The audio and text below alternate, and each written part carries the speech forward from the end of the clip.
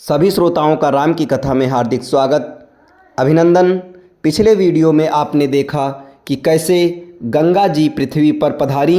अब उसके आगे की कथा जनकपुर में श्री राम भगवान का आगमन। बढ़ते हैं कहानी की तरफ।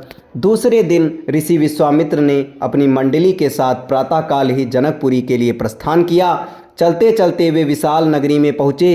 इस भव्य नगरी में सुंदर मंदिर और विशाल अट्टालिकाओं शोभायमान हो रही थीं।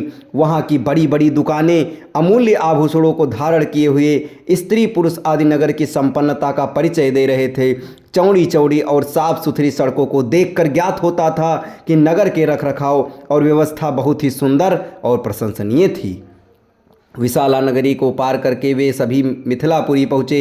उन्होंने देखा कि नगर के बाहर सुरम्य प्रदेश में एक मनोहर यज्ञशाला का निर्माण किया गया था और वहाँ पर विभिन्न प्रांतों से आए हुए वेद पाठी ब्राह्मण मधुर ध्वनि में वेद मंत्रों का सस्वर पाठ कर रहे थे। शोभायुक्त यज्ञ मंडप अत्यंत आकर्षक था, जिसे देखकर राम ने कहा, हे गुरुदेव, इस यज्ञशाला की छटा मेरे मन को मोह रही है और विद्वान ब्राह्मणों के आनंददायक मंत्रोच्चार को सुनकर मैं पुलकित हो रहा हूँ।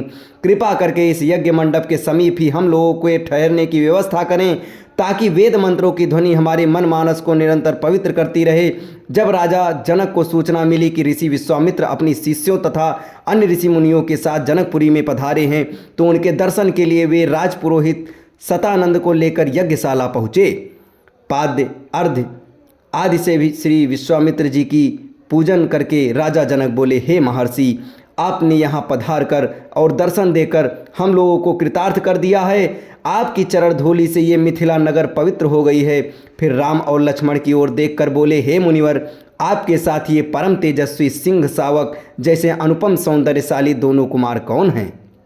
इनकी वीरतापूर्ण आकृति देखकर प्रतीत होता है मानो ये किसी राजकुल के दीपक हैं। ऐसे सुंदर सुदर्शन कुमारों की उपस्थिति से यज्ञशाला वैसे ही शोभायुक्त हो गई है जैसे प्रातःकाल भगवान भुवन भास्कर के उदय होने पर प्राची दिशा सौंदर्य से परिपूर्ण हो जाती है। कृपा करके अवगत कराइए कि ये कौन हैं, कहाँ से आए हैं, इनके पिता और कुल का नाम क्या है? इस पर ऋषि विश्वामित्र ने राजा जनक से कहा, हे राजन, ये दोनों बालक वास्तव में राजकुमार हैं। ये अयोध्या नरेश सूर्यवंशी राजा दशरथ के पुत्र रामचंद्र और लक्ष्मण हैं। ये दोनों बड़े वीर और पराक्रमी हैं। इन्होंने सुबाहु ताड़का आदि के साथ घोर युद्ध करके उनका विनाश कर दिया। मारीच जैसे महाबली राक्षस को तो राम ने एक ही बार से 100 योजन दूर समुद्र में फेंक दिया।